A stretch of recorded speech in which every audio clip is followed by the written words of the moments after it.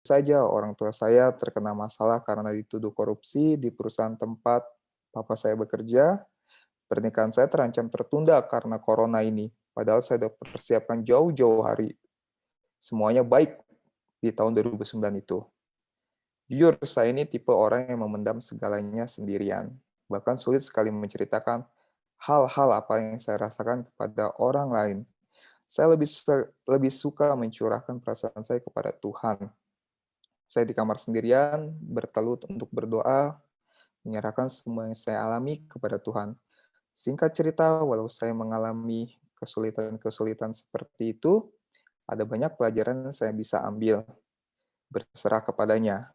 Ya, tahun ini saya belajar itu. Mulai dari masalah pendidikan saya, akhirnya Tuhan buka jalan bagaimana saya pada akhirnya bisa menikah di tengah keadaan yang sulit. Dan pada saat itu sebenarnya dalam kondisi semua tempat sedang tidak menerima event apapun.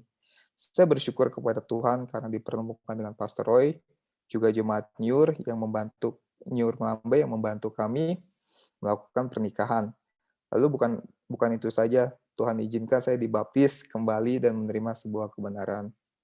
Soal kasus Papa, ya mungkin manusia dapat mereka rekakan hal-hal yang buruk, tapi Tuhan merubahnya menjadi suatu hal yang baik. Papa memang dimutasi ke Lampung, membuat Papa jauh dari Mama.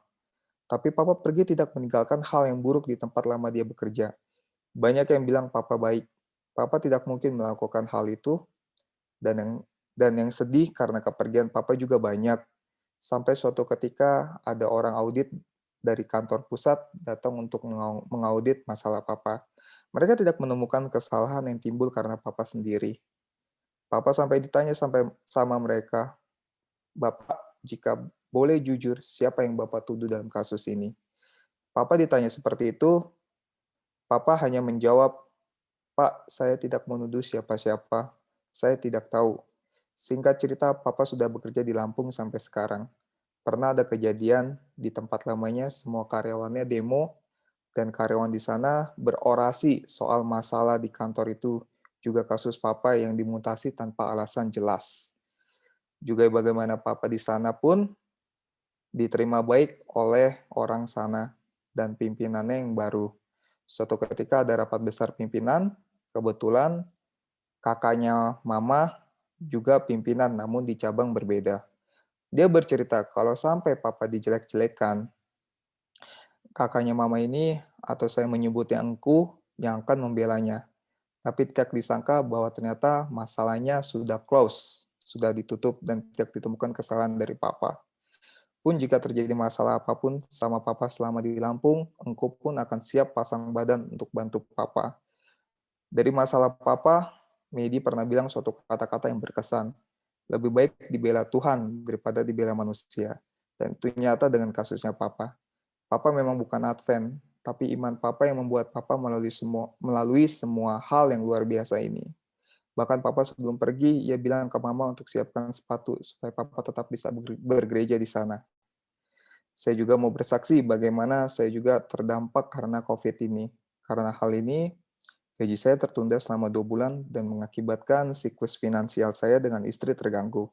Dalam kondisi seperti ini, saya dipaksa Tuhan untuk bergantung, berharap kepadanya, juga dipaksa untuk meminta kepadanya secara spesifik.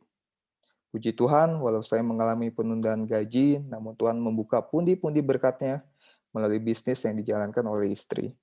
Bukan hanya itu, Tuhan pun mengizinkan saya untuk pindah ke sebuah perusahaan yang baru, yang lebih besar dari sebelumnya. Dari hal ini, iman saya dan istri bahwa jika Tuhan masih mengizinkan kami menjadi saluran berkat bagi banyak orang, biarlah Tuhan tidak pernah berhenti memberkati kami. Mungkin dapat saya simpulkan dari kesaksian saya sepanjang tahun 2020, bagi saya dan yang lain, masing-masing memiliki perjalanan iman kehidupannya. Ada yang bilang, kamu masih lebih beruntung daripada saya. Tapi saya percaya masing-masing kita punya kapasitasnya sendiri-sendiri. Masing-masing kita dibawa Tuhan dengan caranya yang unik untuk merasakan anugerahnya. Mengenalnya secara pribadi, bukan dari kata orang. Seperti kesaksian Bang Aan sahabat lalu, saya pun tidak jauh lebih baik daripada Bang Aan. Saya senang mendengar kesaksian beliau, bagaimana Tuhan menuntun beliau keluar dari keterpurukannya, dan bukan hanya itu, beliau menjadi belajar dan berubah menjadi pribadi yang lebih baik, dan saya pun mengalaminya juga. Saya berdoa semoga kesaksian saya pada pagi ini bisa menjadi berkat untuk kita semua, dan saya berharap semoga kita tidak putus harapan kepada Tuhan dalam segala kondisi apapun kita. Karena bulu yang patah terkulai tidak akan diputuskannya, dan sumbu yang pudar nyalanya tidak akan dipadamkannya. Juga karena, marilah kepadaku semua yang letih lusuh dan berbeban berat, aku akan memberi kelegaan kepadamu. Pikulah kuk yang kupasang dan belajarlah kepadaku, karena aku lemah lembut dan rendah hati, dan jiwamu akan mendapat ketenangan. Sebab kuk yang kupasang itu enak dan bebanku pun ringan. Amin. Terima kasih buat semuanya. Makasih Ricky, kita bersyukur untuk kesaksian yang diberikan. Kita akan mendengarkan firman Tuhan seperti biasa. Sebelumnya mari kita tunduk kepala dan kita berdoa. Ya Tuhan Allah yang bertakhta di dalam kerajaan surga, kami bersyukur karena pada hari yang ke-10 ini, Tuhan masih membangunkan kami, mengumpulkan kami untuk mencari berkat Tuhan, mencari minyak yang Engkau telah sediakan bagi kami. Bapa, kami berdoa lagi pagi ini agar Roh Kudus boleh dicurahkan dengan limpahnya kepada semua kami ya Tuhan. Agar kami boleh merasakan kasih dan kebaikan Tuhan. Bapa, ajar kami agar kami tidak pernah puas. Ajar kami untuk melihat kekurangan diri kami yang sesungguhnya sehingga kami tidak akan puas mencari kebenaran Tuhan. Agar kami selalu lapar dan haus akan kebenaran-Mu. Inilah segala permohonan doa kami. Terima kasih Tuhan. Di dalam nama Tuhan Yesus kami sudah berdoa. Amin. Saudara-saudara, pagi ini kita akan melanjutkan pelajaran kita yang kemarin di dalam Lukas pasal 11, ya, di dalam perumpamaan yang Tuhan berikan kepada kita, ya, sehubungan dengan permohonan yang terbaik, masalah kita yang terbesar kekurangan Roh Kudus, dan Tuhan tahu itu, saudara-saudara. Tuhan tahu betapa kuatnya kedagingan saya dan saudara, sehingga Dia bilang siapa yang hidup dalam daging akan binasa, siapa yang hidup di dalam roh, dia yang akan selamat, ya saudara-saudara. Kembali kepada Lukas 11 ayat 5, lalu katanya kepada mereka, jika seorang di antara kamu pada tengah malam pergi ke rumah seorang sahabatnya dan berkata kepadanya, saudara, pinjamkanlah kepadaku 3 roti. Sebab seorang sahabatku yang sedang berada dalam perjalanan singgah ke rumahku, dan aku tidak mempunyai apa-apa untuk dihidangkan kepadanya. Saudara, orang ini sadar bahwa dia tidak punya apa-apa ketika sahabatnya datang ya pada malam hari, dan baru dia sadar bahwa dia tidak punya apa-apa. Ya, kembali saya menekankan bahwa yang paling penting di sini adalah saudara-saudara kesadaran bahwa kita tidak punya apa-apa. Waktu kita sadar bahwa kita tidak punya apa-apa, maka kita akan mencari. Tetapi selama kita merasa bahwa kita sudah cukup, ya, kita sudah cukup kerohaniannya, kita sudah cukup dalam segala sesuatu, saudara-saudara, maka kita tidak akan mencari. Ya, kesadaran bahwa kita masih kurang ini sangat penting, saudara-saudara, dan itulah doa dari, itulah khotbah dari Tuhan Yesus di atas bukit. Ya, dimulai dengan kata-kata berbahagialah orang yang miskin di hadapan Allah karena mereka lah yang empunya kerajaan surga. Ya, perasaan miskin di hadapan Allah menggambarkan bahwa kita merasa kita belum punya apa-apa, kita masih kurang. Ya, saudara-saudara, ini sangat penting. Ini awal, ya. Di terjemahan lama, ayat ini berbunyi berbahagialah orang yang rendah hati. Ya, saudara-saudara, orang yang rendah hati walaupun dia sudah memiliki pengetahuan, dia tidak akan merasa bahwa saya sudah cukup baik, pengetahuan saya tentang firman Tuhan, pengetahuan saya tentang apa yang akan terjadi di masa akhir zaman, ya, dia tidak akan pernah merasa cukup. Walaupun dia sudah pernah belajar, dia tidak akan pernah puas untuk belajar. Dia akan selalu lapar dan haus untuk mempelajari kebenaran Tuhan. Ini yang membedakan 5 gadis yang bijaksana dan 5 gadis yang bodoh, saudara-saudara. Ya, 5 gadis yang bodoh adalah jemaat Laodikia sejati, jemaat Farisi sejati, saudara-saudara. Mereka merasa dengan segala yang mereka lakukan, mereka sudah cukup baik.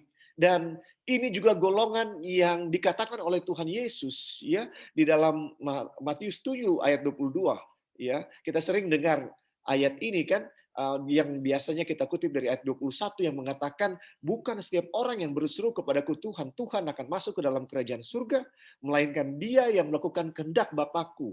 Ya, saudara dengarkan, Tuhan Yesus bilang, ya, menjadi Kristen saja tidak cukup. Menyebutkan Tuhan Yesus sebagai Tuhan saja tidak cukup. Ya, kita belum tentu menjadi Kristen dan melakukan kehendak Bapa, kehendak Allah di surga. Iya, ayat 22 katakan pada hari terakhir banyak orang akan berseru kepadaku, Tuhan, Tuhan, bukankah kami bernubuat demi namamu? Bukankah kami mengusir setan demi namamu? Bukankah kami mengadakan banyak mujizat demi namamu juga? Saudara, akan ada banyak orang yang mengadakan pelayanan dan mereka berhasil dalam pelayanan mereka. Mereka bisa mengusir setan, mereka bernubuat atau berkhotbah menyampaikan firman Tuhan. Tetapi firman Tuhan bilang bahwa Yesus pada akhirnya berkata, aku tidak mengenal kamu. Saudara-saudara, kenapa Yesus bilang kepada orang-orang yang berdoa dalam nama Yesus ini, yang berkhotbah dalam nama Yesus ini, yang mengadakan pelayanan dalam nama Yesus ini, bahwa aku tidak mengenal kamu? Ya, saudara-saudara, karena mereka mengandalkan kebenaran mereka sendiri. Karena mereka mengandalkan pelayanan yang mereka berikan untuk mendapatkan kerajaan surga, tapi sebenarnya mereka tidak melakukan kehendak Tuhan. Iya, apa itu kehendak Tuhan, saudara-saudara? Ya, kehendak Tuhan adalah segala sesuatu yang ada di dalam firman Tuhan. Itu adalah kehendak Tuhan.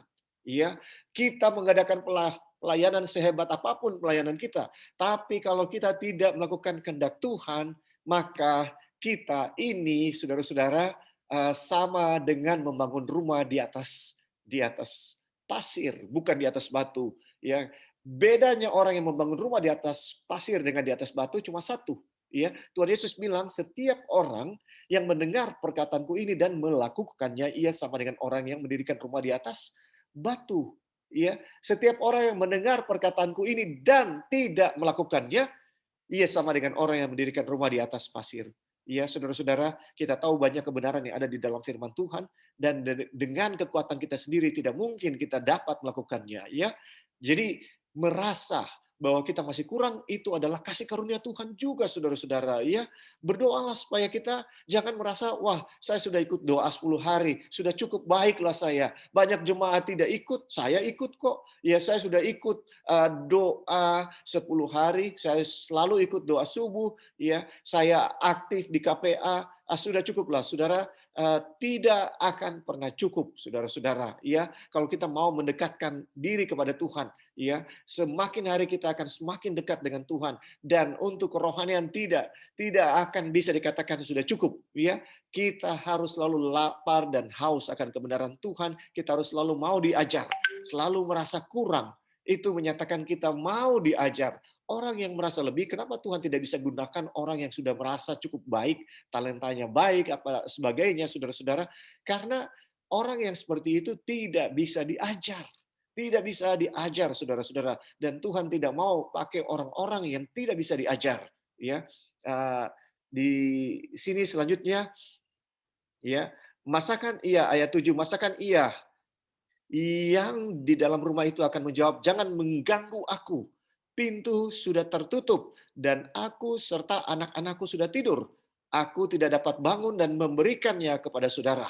Aku berkata kepadamu sekalipun ia tidak mau bangun dan memberikannya kepadanya karena orang itu adalah sahabatnya, namun karena sikapnya yang tidak malu itu, ia akan bangun juga dan memberikan kepadanya apa yang diperlukannya. Saudara-saudara, ya, di sini ada satu sikap yang disebutkan sehingga sahabatnya itu bangun. Walaupun Dia bangun bukan karena itu adalah sahabatnya yang meminta, ya. Di sini dibilang dia bangun karena sikapnya yang tidak malu itu. Saudara-saudara, ya, ketika kita meminta kepada Tuhan, kita nggak boleh malu, saudara. Ya, karena kita memang orang yang tidak mampu. Kita orang yang buta, yang melarat, malang, buta, miskin dan telanjang. Ya, kita harus cari Tuhan, tidak malu untuk memohon. Ya, tidak malu. Ya, buat apa kita malu untuk memohon kepada Tuhan, saudara-saudara? Ya, tidak perlu kita harus datang kepada Tuhan untuk memohon, ya, karena kita memang sangat membutuhkan pertolongan Tuhan agar kita saudara-saudara bisa dibangunkan, ya. Jangan malu, jangan sungkan untuk datang kepada Tuhan, ya. Oleh karena itu aku berkata kepadamu, ya, eh, mintalah maka kamu akan diberikan kepadamu, carilah maka kamu akan mendapat, ketoklah maka pintu akan dibukakan kepadamu. Karena setiap orang yang meminta menerima, dan setiap orang yang mencari mendapat, dan setiap orang yang mengetok baginya pintu dibukakan. Bapa manakah di antara kamu jika anaknya minta ikan, daripadanya akan memberikan ular kepada anaknya itu ganti ikan, atau jika ia minta telur akan memberikan kepadanya kalajengking. Jadi jika kamu yang jahat tahu memberi pemberian yang baik kepada anak-anakmu, apalagi Bapamu yang di surga, ia akan memberikan Roh Kudus kepada mereka yang meminta kepadanya. Saudara-saudara, inilah janji Tuhan bahwa Dia akan memberikan Roh Kudus. Syaratnya apa? Kepada mereka yang meminta kepadanya. Meminta dengan tidak malu, meminta tanpa henti-henti sampai sampai Tuhan memberikannya kepada kita. Ya, kalau saudara ingat cerita yang lain adalah tentang janda yang miskin dan hakim yang tidak adil. Ya, Tuhan sedang menggambarkan dirinya sebagai hakim yang tidak adil di sini. Ya, sementara janda ini melambangkan umat Tuhan, perempuan melambangkan umat Tuhan. Tapi di sini disebutkan janda, artinya dia punya suami sudah nggak ada. Kita, saudara-saudara, memang seperti janda. Kenapa? Karena suami kita, Tuhan kita yang sudah datang mati di kayu salib, Tuhan Yesus sudah pergi. Dia berkata, ya, janganlah gelisah hatimu. Percayalah kepada Allah, percayalah juga kepadaku. Di rumah Bapakku banyak tempat tinggal.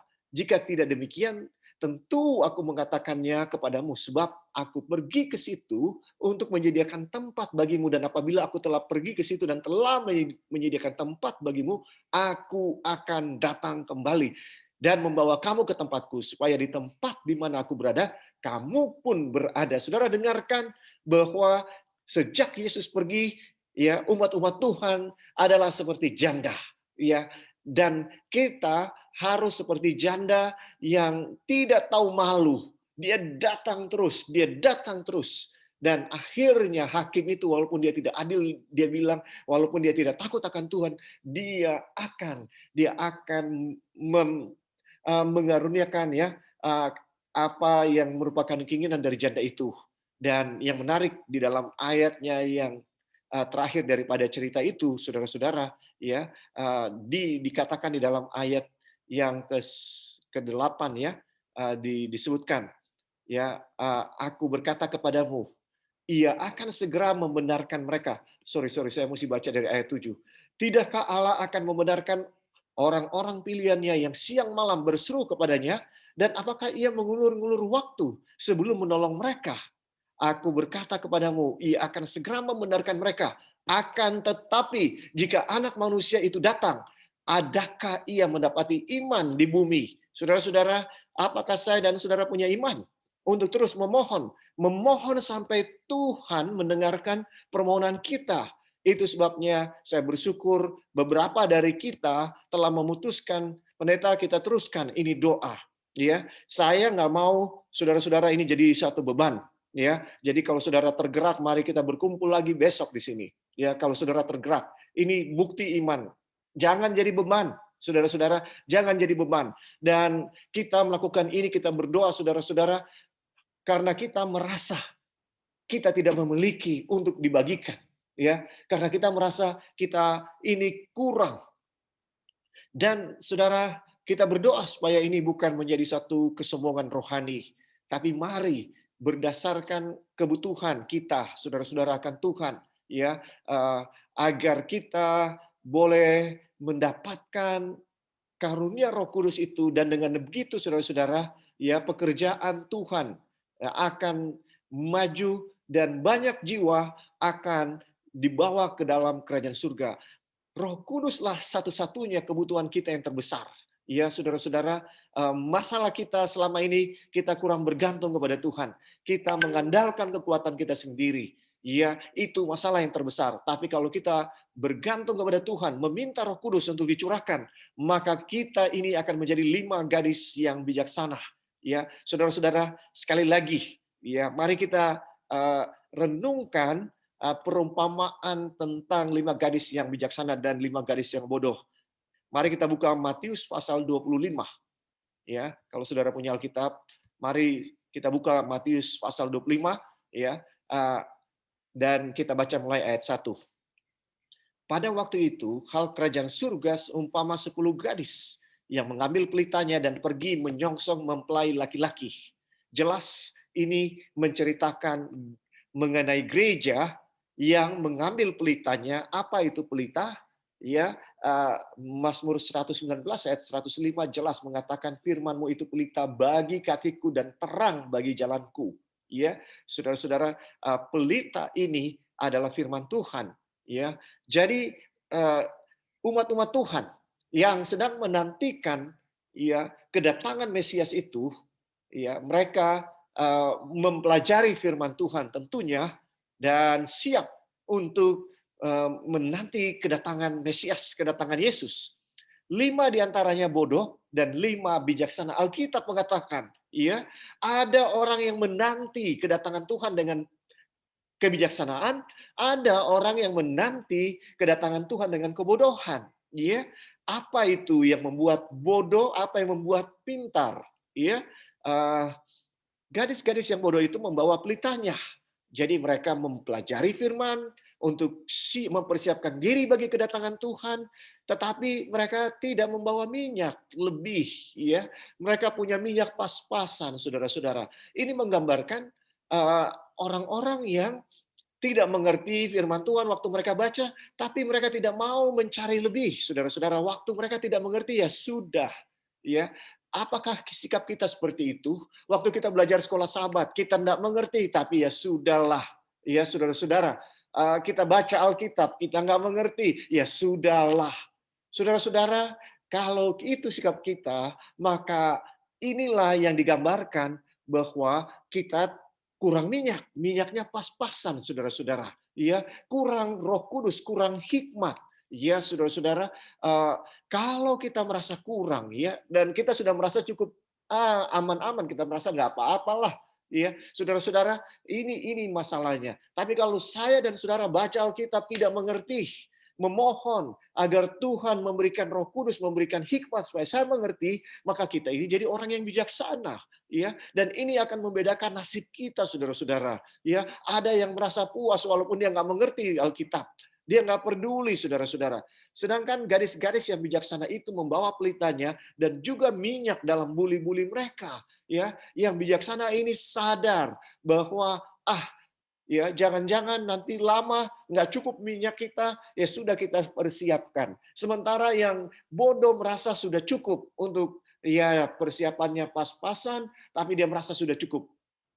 Ada perbedaan yang besar, saudara-saudara. Kalau saya dan saudara merasa sudah cukup, maka kita ada di golongan yang bodoh. Tapi kalau saya dan saudara merasa saya belum cukup persiapannya, maka kita akan terus berusaha untuk mencari kebenaran dan berusaha untuk memohon kepada Tuhan agar Roh Kudus dicurahkan. Ya, ini menentukan nasib. Sekali lagi, saudara-saudara, ya, kalau saja kita dibayar 100 juta, ya, per bulan dibayar 100 juta, mendapatkan pekerjaan yang digaji 100 juta, dan pekerjaannya adalah saudara bangun pagi setiap jam 5 berdoa bersama-sama selama 40 hari.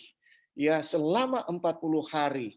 Ya, saudara-saudara, apakah saudara akan lakukan doa 40 hari ini? Saya yakin kita akan lakukan demi 100 juta. Demi 100 juta, saudara-saudara, kita akan lakukan. Bahkan kita akan lakukan setiap hari sampai 365 hari, bahwa setiap pagi jam 5 kita akan bangun. Kalau itu memang pekerjaan kita dan dibayar dengan gaji 100 juta per bulan, ya, saudara-saudara, mungkin terlalu melebih-lebihkan, tapi saya ingin menekankan satu hal, ya, keselamatan lebih dari 100 juta. Lebih dari 100 juta digaji 100 setiap bulan, saudara-saudara.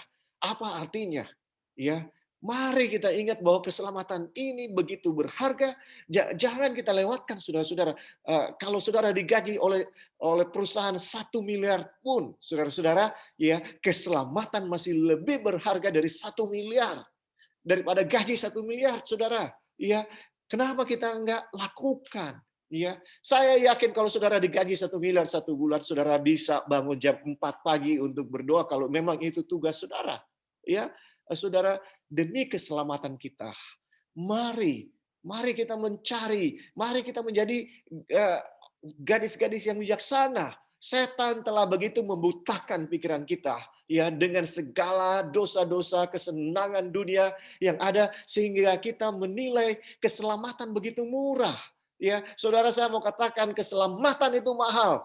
Keselamatan ditebus, ya, untuk saya dan saudara dengan darah Yesus. Saudara, itu sangat mahal. Tidak terbayangkan harga nilai dari pengorbanan Yesus di kayu salib. Tapi kenapa sering kita ini seperti orang yang bodoh, tidak menghargai keselamatan itu.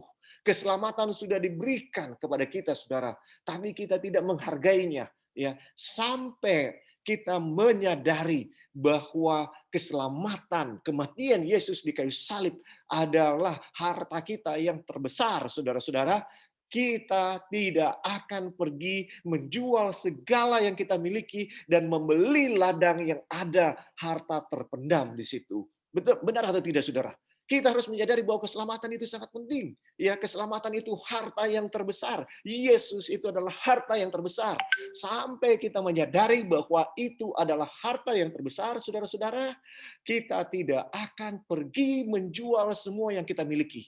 Rasul Paulus menyadari bahwa Yesus adalah harta yang terbesar, ya, dan dia katakan pengenalan akan Yesus Kristus lebih daripada segala yang dia miliki. Saudara, apakah kita bisa mengatakan hal yang sama, bahwa pengenalan kepada Yesus Kristus itu jauh, ya, jauh lebih berharga dari apapun, ya, lebih berharga dari apapun. Saudara-saudara dengarkan, ya, Rasul Paulus, seorang Farisi sejati, selama ini dia merasa sudah cukup baik, dia merasa bahwa dia tidak berkekurangan apa-apa, tidak ada yang dia butuhkan, sampai dia bertemu dengan Yesus. Dia bertanya, "Siapakah engkau, Tuhan?" Yesus menjawab, "Paulus, aku Yesus yang engkau aniaya." Ya, saya nggak bisa bayangkan syoknya luar biasa daripada Rasul Paulus. Dia merasa selama ini dia ada dalam kebenaran. Selama ini dia melakukan yang seharusnya dilakukan dengan semangat yang berkobar-kobar. Ya, dia merasa bahwa penyesat-penyesat ini orang Kristen harus dibinasakan. Mereka adalah penyesat, mengancam kebenaran dari agama Tuhan yang sejati. Tetapi Tuhan Yesus bertemu dengan dia. Tuhan Yesus berkata, "Aku Yesus yang engkau aniaya." Saudara-saudara, Rasul Paulus katakan, itulah hartanya yang terbesar. Itulah pengalaman yang terbesar. Akhirnya dia sadar bahwa dia selama ini berada di dalam agama yang sampah, ya, agama kandang kandang babi, saudara-saudara. Ya, anak yang hilang itu tidak akan pernah kembali kepada bapaknya sebelum dia menyadari bahwa dosa itu adalah kandang babi. Saya mau bertanya kepada saya dan saudara, ya, siapa di antara kita yang tidak pernah berbuat dosa? Saya yakin tidak ada satupun dari antara kita yang bisa angkat tangan untuk ini. Kita semua orang yang sudah jatuh ke dalam dosa, dan kita masih jatuh dalam dosa, dan kita masih akan jatuh di dalam dosa, saudara-saudara. Ya, masalahnya adalah Kita tidak pernah merasa bahwa dosa ini adalah kandang babi. Selama kita masih menikmati dosa, kita tidak akan pernah meninggalkan dosa. Hanya kalau kita sudah membenci dosa, baru kita bisa meninggalkan dosa, saudara-saudara. Sebelum kita membenci dosa, kita tidak akan meninggalkan dosa. Walaupun kita tahu ya, dosa kita akan menyalibkan Yesus lagi. Ya, tapi kita akan terus berbuat dosa, saudara-saudara. Selama kita masih belum melihat bahwa dosa itu adalah kandang babi. Ya, kalau kita cukup jujur, saudara-saudara, kita akan setuju dengan saya untuk berkata bahwa tidak ada yang memuaskan dengan dosa. Tidak ada yang memuaskan kalau kita tinggal di dalam dosa dan kita terus berbuat dosa, walaupun itu kesenangan, kesenangan dunia, kesenangan sementara. Kita akan jauh lebih kosong lagi ketika kita terus jauh dari Tuhan. Tidak akan ada kebahagiaan, saudara-saudara. Tidak akan ada kebahagiaan kalau kita jauh dari Tuhan. Kebahagiaan sejati, kebahagiaan yang sesungguhnya. Ya, saudara-saudara, kita harus berdoa kepada Tuhan supaya kita bisa menyadari bahwa dosa itu adalah kandang babi dan keselamatan Yesus Kristus itu adalah harta yang terindah. Ya, Rasul Paulus berkata di dalam Filipi, ya, saudara-saudara, Filipi 3 ayat 8. Ketika dia bertemu dengan Yesus, malahan segala sesuatu kuanggap rugi karena pengenalan akan Kristus Yesus Tuhanku lebih mulia daripada semuanya. Oleh karena dialah aku telah melepaskan semuanya itu dan menganggapnya apa, saudara? Menganggapnya sampah supaya aku memperoleh Kristus. Ya, saudara-saudara, pengenalan akan Kristus bagi Rasul Paulus membuat segala sesuatu itu adalah sampah. Ya, saudara-saudara, bagaimana dengan kita?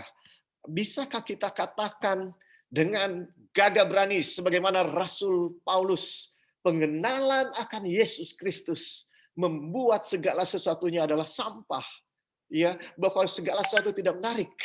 Ketika kita mengenal Tuhan, kita mengenal kebenaran, itu adalah yang terbaik, yang terindah, yang termulia yang kita bisa miliki di atas dunia ini. Ya, saudara-saudara, Rasul Petrus pun orang yang sudah mengenal Tuhan, mengatakan di dalam 2 Petrus 1 ayat 2, kasih karunia dan damai sejahtera melimpahi kamu oleh pengenalan akan Allah dan akan Yesus Tuhan kita. Ya, Tuhan Yesus di dalam doanya berkata, ya, di dalam Yohanes 17 ayat 3, firman Tuhan mengatakan, ya, inilah hidup yang kekal itu. Ya, inilah hidup yang kekal itu. Apa itu hidup yang kekal? Kebanyakan dari saya dan saudara akan berpikir hidup yang kekal adalah ketika Yesus datang kedua kali, saya tidak akan mati-mati lagi. Itulah hidup yang kekal. Ya, saya setuju, itu hidup yang kekal, tapi itu belum lengkap, saudara-saudara. Itu adalah kuantitas dari hidup yang kekal. Kebanyakan dari saya dan saudara, ya, ketika kita dengar hidup yang kekal, kita akan berpikir soal kuantitas dari hidup yang kekal, yaitu ketika Yesus datang, saya akan diubahkan dari tubuh yang dapat mati menjadi tubuh yang tidak dapat mati. Ya, tetapi saudara-saudara, hidup yang kekal lebih daripada sekedar hidup tidak mati-mati. Ya, tetapi hidup yang kekal adalah juga suatu kualitas hidup yang berbahagia karena kita mengenal Allah yang benar dan mengenal Yesus Kristus. Saudara, ya, kalau kita tidak mengenal Allah, kita tidak mengenal Yesus Kristus, buat apa kita ke surga? Itu sebabnya kita tidak rindu Dia datang pada kali yang kedua. Ya, saudara-saudara, pagi ini ya kita diingatkan bahwa mari kita mendekatkan diri kepada Tuhan. Mari kita mengenal Tuhan. Hosea Hosea 4 ayat 6 mengatakan, ya, umatku binasa karena mereka tidak mengenal aku. Ya, saudara-saudara, apa artinya mengenal? Artinya mengenal, ya, yada di dalam bahasa Ibrani, ya, menggambarkan hubungan intim suami dan istri ketika Adam mengenal Hawa. Itu secara literal kata-katanya di dalam Kejadian 4 ayat 1, ya, ketika Adam mengenal Hawa maka lahirlah Kain. Ya, arti yada di sana mengenal itu adalah bersetubuh. Bahasa Indonesia, Alkitab bahasa Indonesia menerjemahkan bersetubuh Ya, saudara-saudara, hubungan yang terintim antara suami dan istri. Apakah saudara dan saya punya hubungan yang intim dengan Tuhan kita, Tuhan Yesus setiap hari? Bagaimana kita memiliki hubungan yang intim dengan Tuhan Yesus? Izinkan dia masuk ke dalam hati saya dan saudara. Ya, saudara-saudara, melalui kehadiran Roh Kudus, maka Yesus hidup di dalam hati saya dan saudara. Maka kita bukan lagi kita yang hidup. Rasul Paulus katakan, namun aku, tetapi bukan aku lagi yang hidup, melainkan Kristus yang hidup di dalam aku. Bagaimana caranya? Dan hidupku yang oleh daging ini ya dihidupkan oleh roh, ya, oleh eh, iman, iman anak Allah. Ya, saudara-saudara, ini yang harus saya dan saudara lakukan. Kita dipenuhi Roh Kudus, ya, oleh karena kita mempunyai hubungan yang intim dengan Tuhan, ya. Kita berserah sepenuhnya kepada Tuhan di dalam doa. Kita kita berdoa, Tuhan, apa yang harus saya perbuat? Hari ini apa yang harus saya katakan? Ya, selalu kita berjaga hubungan dengan Tuhan. Ketika kita lakukan itu, maka kita akan menjadi orang yang paling berbahagia di atas dunia ini, sekalipun kita menghadapi masalah yang terbesar di dalam hidup ini. Ya, damai sejahtera akan menjadi bagian kita, dan aliran-aliran kehidupan akan menjadi bagian kita, saudara-saudara. Ya, kehidupan akan berlimpah-limpah. Ya, kita akan selalu lapar dan haus untuk mencari Tuhan.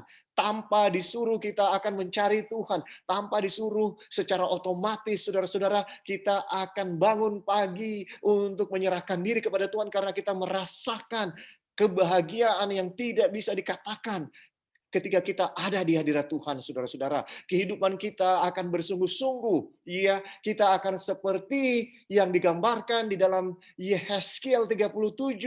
Ya, tulang belulang ini sekarang mulai berdaging dan kemudian hidup. Ya, Tuhan Yesus bilang, akulah jalan dan kebenaran dan hidup, saudara-saudara. Ya, hidup yang berlimpah-limpah, hidup yang berbahagia. Itulah yang Tuhan rencanakan kepada kita. Ya, bukan satu gereja yang letih lesu ketika datang berbakti, letih lesu, terlambat terus, tidak pernah ada semangat untuk bersaksi. Ya, ini keadaan kita sekarang. Kita butuh Roh Kudus, dan di akhir daripada 10 hari ini, saudara-saudara, mari kita bangun lagi. Ya, mari kita kembali kepada kasih kita yang mula-mula ketika kita pertama kali bertemu dengan Yesus. Suatu pengalaman yang indah, dan pengalaman ini harus diulangi terus, saudara-saudara. Jangan kita puas, ya. Jangan kita puas kalau kita sudah jatuh terlalu jauh, ya. Sudah tidak dekat dengan Tuhan, sudah terlalu jauh dengan Tuhan, saudara-saudara. Maka ini waktunya untuk kembali.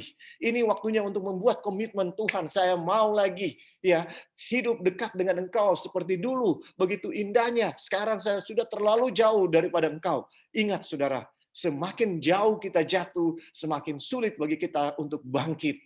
Ya, saudara-saudara, jadi jangan kita seperti ya orang yang terus mau puas dengan keadaan rohani, yang suam-suam kuku, tidak enak. Ya, berulang kali saya bilang tidak enak hidup bersuam-suam kuku, saudara-saudara. Ya, harus memaksa diri bangun pagi, harus memaksa diri baca Alkitab, harus memaksa diri untuk berdoa. Ya, kalau kita dipenuhi dengan Roh Kudus, semua itu akan menjadi ringan. Ya, makanya Yesus bilang, marilah kepadaku, hai kamu yang berbeban berat. Ya, pikulah kuk yang kupasang. Ya, karena kuk yang kupasang itu tidak berat. Tidak berat. Saudara-saudara, ya, waktunya sudah habis, tapi biarlah kita mau mencari hubungan yang hilang, yang dekat, yang intim dengan Tuhan. Ya, ini waktunya, saudara-saudara. Ini waktunya untuk bangun dan memiliki lagi hubungan yang dekat dengan Tuhan. Ya, waktu kita sudah habis, kita akan berdoa berdua-dua, saudara-saudara. Ya, sebelum kita berdoa berdua-dua, mungkin ada yang mau menyampaikan pokok doa selain pokok doa yang sudah ada tiap hari kita doakan. Kalau ada 1-2 menit dikasih kesempatan, ya. Kalau tidak ada, kita akan berdoa berdua-dua, dan tolong doakan pokok-pokok doa yang sudah kita selalu doakan tiap tiap hari.